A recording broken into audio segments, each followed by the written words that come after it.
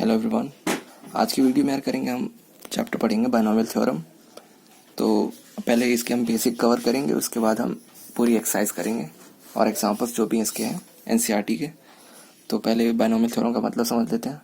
तो binomial theorem यार वो होता है कोई भी एक एल्जेब्रिक एक्सप्रेशन जो दो वेरिएबल्स कंटेन करता है, दो टर्म्स है ना।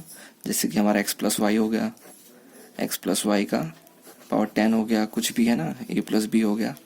मतलब दो टर्म्स होती हैं, डिफरेंट टर्म्स है ना, सेम नहीं होनी चाहिए। तो अभी बायनॉमियल थ्योरम आया क्यों? तो पहले यार आपको पता होगा हम पहले इन सब की वैल्यूज निकालते थे, ए प्लस बी की होल स्क्वायर है ना, ए प्लस बी का होल क्यूब है ना, ए प्लस बी की होल पावर तो आपने 4 तो नहीं निकाली होगी, बस ये दो निकालते थे हम।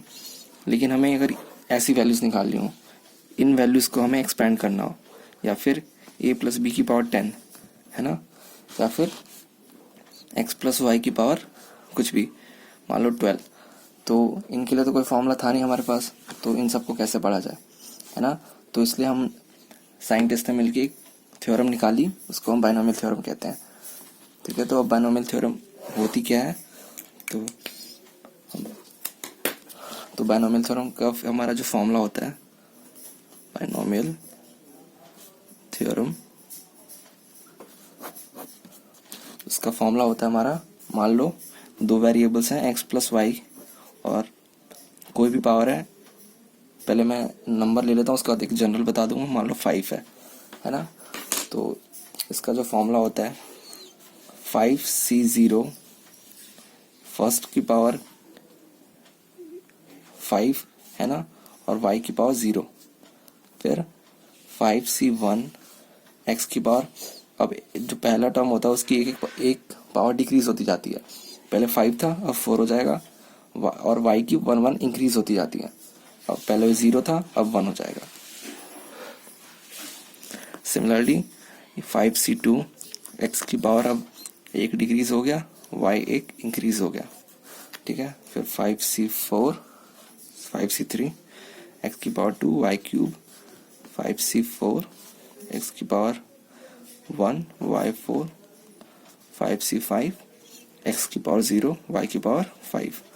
तो ये हमारा एक्सपेंशन हो गया, इसे हम कहते हैं, इस टर्म को ओपन करना बायनॉमियल थ्योरम है हमारा।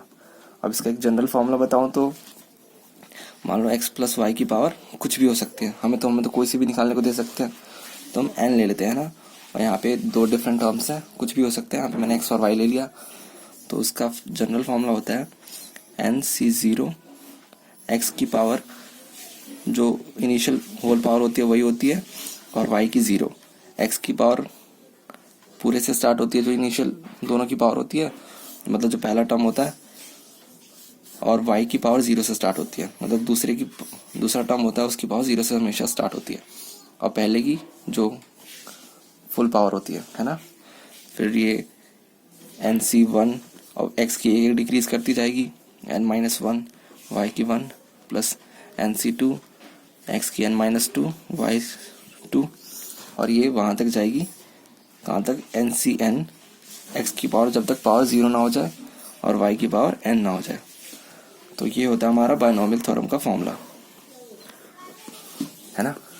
तो इसकी कुछ प्रॉपर्टीज भी होती है, प्रॉपर्टीज बता देता हूँ मैं आपको। ये हम इनिशियली इसका बेसिक कवर कर रहे हैं, उसके बाद हम एग्जांपल्स और एक्सरसाइज करेंगे। तो इसकी प्रॉपर्टीज मैं यहाँ पे लिखूँ, प्रॉपर्टी। तो प्रॉपर्टी फर्स्ट जो मैं इसका जो हम अगर इसका वो सिग्मा के फॉर्म में लिखें, आपने अगर ये पढ़ा हो तो इसको सिग्मा के फॉर्म में ऐसे लिख सकते हैं हम, एन सी के ए की पावर n-k b की पावर k। ठीक है, और k की वैल्यू जाएगी 0 से लेके n तक। सेम चीज़ मैंने ये लिखी है, अब इसको याद करना करो, नहीं तो छोड़ दो, आप सिंपल ये वाले फॉर्मूला याद कर लो है ना। किसी भी दो डिफरेंट टर्म्स की पावर बायनॉमियल थ्योरम को हम ऐसे खोलते हैं, ओपन करते हैं। ये हमारी पहली प्रॉपर्टी है, इसको ओपन करने का तरीका ये वही बात है जो मैंने ऊपर बताई है। अब जो सेकंड है, जो हमारे ये होते हैं, ये जो मैंने यहाँ पे लिखे हैं nc0 nc1 nc2 nc N जो भी यहाँ पे इतने सारे आएंगे, इन सबको हम जो भी NC0, NC1, NC जो भी हैं, इनको हम क्या बोलते हैं, बायनोमियल कोएफिशिएंट। बायनोमियल कोएफिशिएंट, ठीक है। ध्यान रखना, कोएफिशिएंट नहीं बोलते, बायनोमियल कोएफिशिएंट। कोएफिशिएंट पूरा होता है, लेकिन सिर्फ इन टर्म्स को हम बोलते हैं बायनोमियल कोएफिशिएंट्स, ठीक है। अब एक और प्रॉपर्टी बताता हूँ मैं, थर्ड जैसे कि आपको जो प्रॉपर्टी थर्ड है वो है जैसे कि a+b का होल स्क्वायर है ना, इसका फॉर्मूला क्या होता है, a² + b² + 2ab। तो जैसे कि हम दे सकते हैं कि जब पावर 2 है ना, जब पावर 2 है, एक सेकेंड थोड़ा पेन खत्म हो गया, जब पावर 2 है तो हमारे पास 3 टर्म्स आ रही हैं। जब पावर 2 है तो 3 टर्म्स आ रही हैं, है ना। तो यही चीज़ होती है यार कि जब मान लो हमारे पास a+b⁴n है, तो इसमें होंगी हमारे पास n+1 टर्म्स, ठीक है। कितनी टर्म्स होंगी, अगर पावर n है तो इसमें n+1 टर्म्स होंगी। मान लो अगर जैसे a+b⁵ है तो इसमें होंगी हमारे पास 5 है तो 6 टर्म्स, ठीक है। जैसे x+y⁴ 9 है तो इसमें होंगी 10 टर्म्स। ये हमारी प्रॉपर्टी थर्ड। अब हम प्रॉपर्टी फोर्थ करते हैं। तो प्रॉपर्टी फोर्थ है हमारी, प्रॉपर्टी फोर्थ तो सिंपल है कि जैसे मैंने बताया था कि x+y⁴n या फिर n ले लो, तो जो होगा हमारा NC0 x की n y की 0 + NC1 x की n - 1 y की 1। तो प्रॉपर्टी फोर्थ जो है हमारा कि जो हमारा पहला वेरिएबल होता है उसकी पावर एक डिक्रीज कर जाती है ना, और जो दूसरा वेरिएबल होता है उसकी पावर एक इंक्रीज होती जाती है। पहले एक्स की तो पहली जो फुल पावर होती है वही होती है, फिर एक डिक्रीज होती जाएगी, और कब तक डिक्रीज होगी, NCn, जब तक x की पावर 0 ना हो जाए, और y की पावर 0 से वहां तक जाती है जब तक y की पावर n ना हो जाए, ठीक है।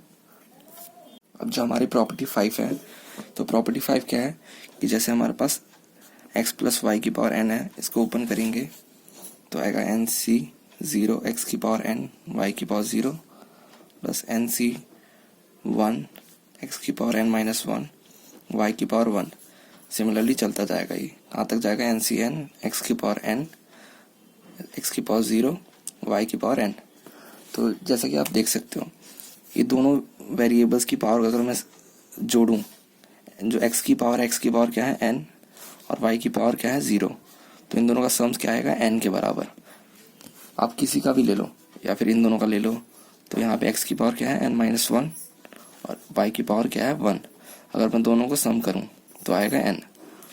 तो यही प्रॉपर्टी 5 है कि अगर दोनों वेरिएबल्स की पावर्स को सम करें तो वो इंडेक्स के बराबर आएगा, इसको हम इंडेक्स बोलते हैं, तो वो इंडेक्स के बराबर आएगा, ठीक है। ये हमारी प्रॉपर्टी 5। तो यार अब एग्जाम्पल स्टार्ट करते हैं करना। तो पहला एग्जाम्पल है हमारा, expand x² + 3/x⁴ where x is not equal to 0। तो पहले तो आप फॉर्मूला लिख लो, अगर आप इनिशियली पढ़ रहे हो तो फॉर्मूला लिख लिया करो, आप उससे याद रहता है, क्योंकि काफ़ी बड़ा फॉर्मूला है ना, तो याद भी नहीं रहेगा। तो x+y⁴n तो हो जाता है NC0 x⁴n y⁴0 NC1 x⁴n - 1 y⁴1 till ऐसे NCn तक x⁴n x⁴0 y⁴n। ये हमारा फॉर्मूला है, इसको ध्यान रखना, आप याद रखना। तो हमारा जो हमें जिसका एक्सपेंड करना है वो है हमारा x² + 3/x⁴। तो हमारा जो n है वो है 4, जो हमारा यहाँ पे x है, जो x का काम कर रहा है वो है x², है ना। जो x है वो x² का काम कर रहा है, आप कंफ्यूज मत हो जाना, ठीक है। यहाँ पे जो x है वो x² का काम कर रहा है, और जो y है वो है 3/x, है ना। तो जो हमारा एक्सपेंशन हो जाएगा x² + 3/x का होगा 4, जो हो जाएगा 4C0 x² की पावर 4, ये x² है उसकी पावर 4, 3/x की पावर 0 + 4C1 x² की पावर एक कम हो जाएगी, x² की पावर 3 हो जाएगी, और 3/x की पावर एक बढ़ जाएगी, प्लस 4c2 सॉरी इंटू आएगा यहाँ पे, एक्स स्क्वायर की पावर एक और कम हो जाएगी 2 हो जाएगी, 3/x की पावर 2 हो जाएगी, 4c3 एक्स स्क्वायर की पावर 1 और 3/x की पावर 3, फिर लास्ट हमारा 4c4। जैसे ही हो रहा है, जैसे ध्यान रखना कि लास्ट में 4c4 जब दोनों नंबर सेम हो जाए तो वो हमारा लास्ट नंबर है, लास्ट टर्म है। एक्स स्क्वायर की पावर हो जाएगी 0 और 3/x की पावर हो जाएगी 4। ठीक है,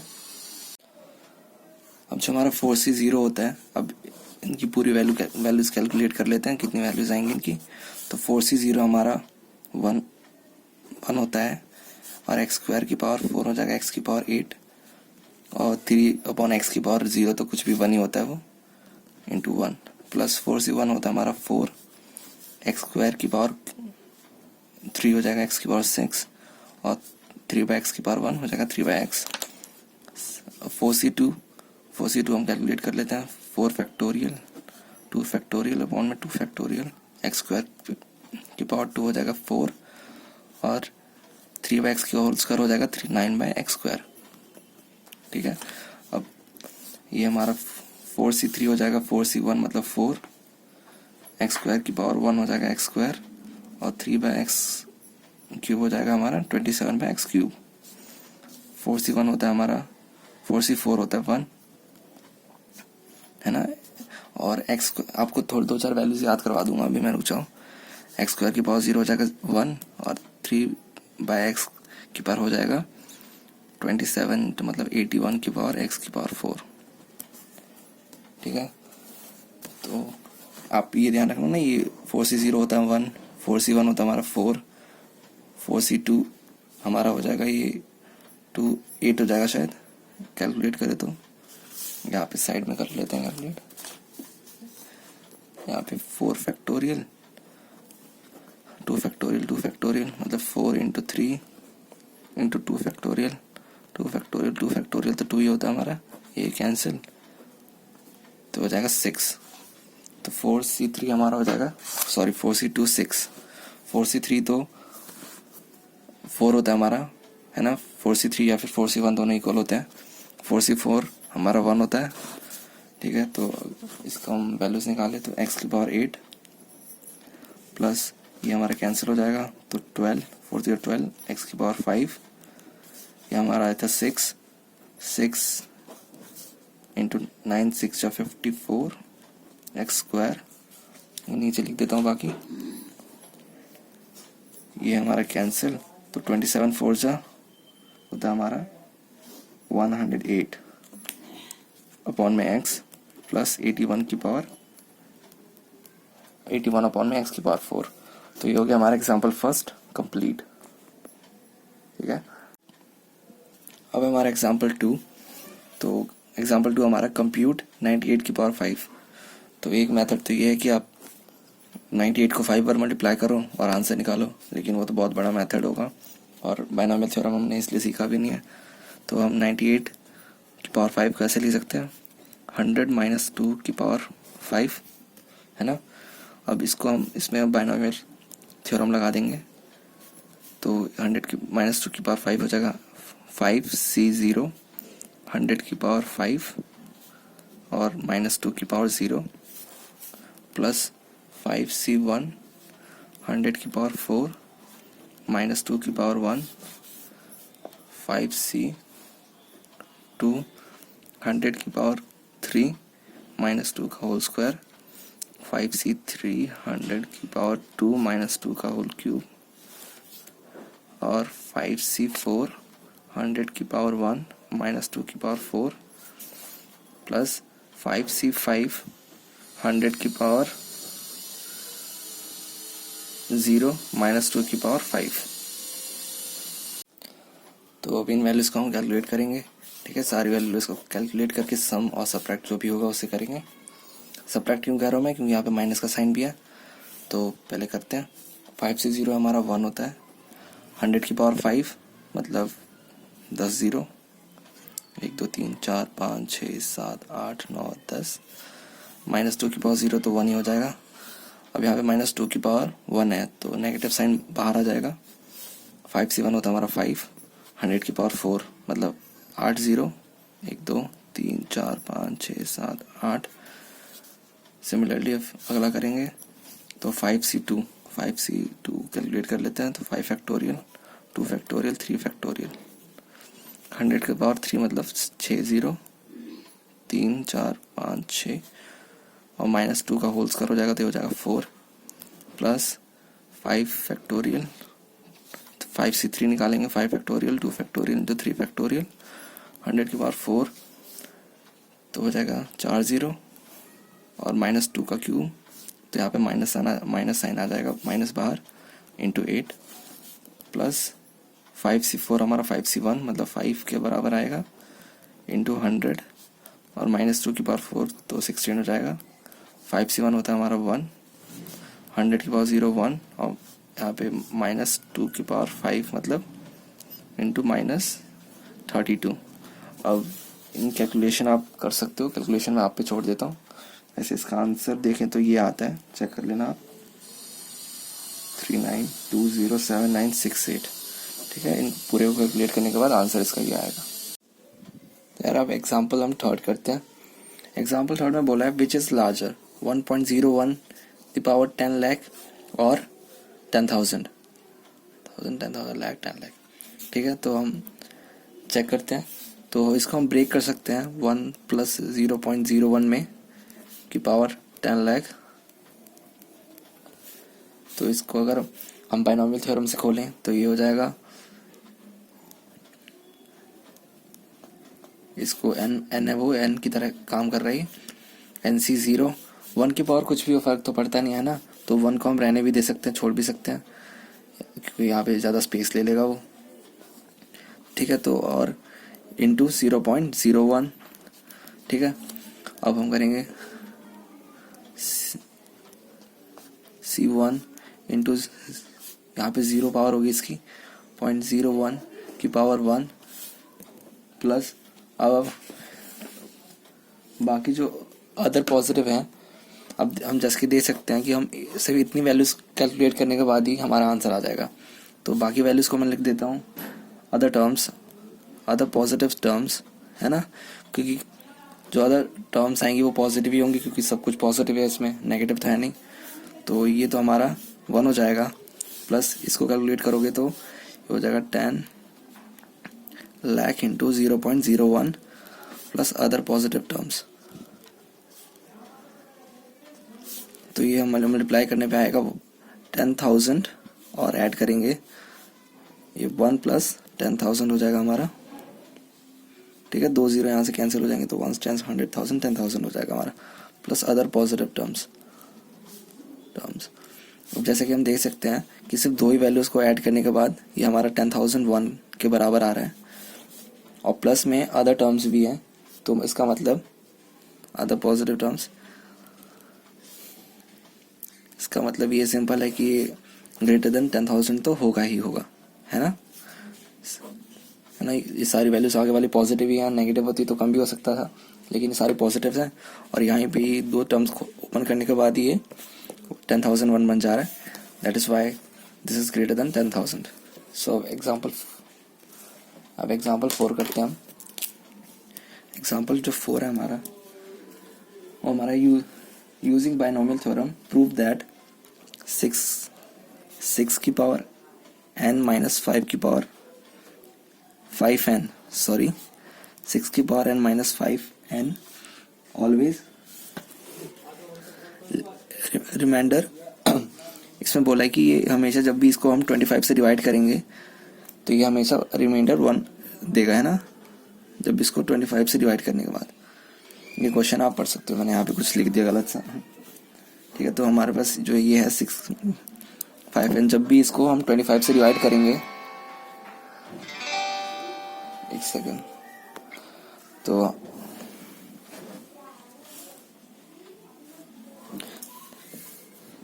तो इसको जब भी हम 25 से डिवाइड करेंगे तो ये हमारा रिमाइंडर 1 करेगा, 1 देगा। ठीक है, तो इसका हम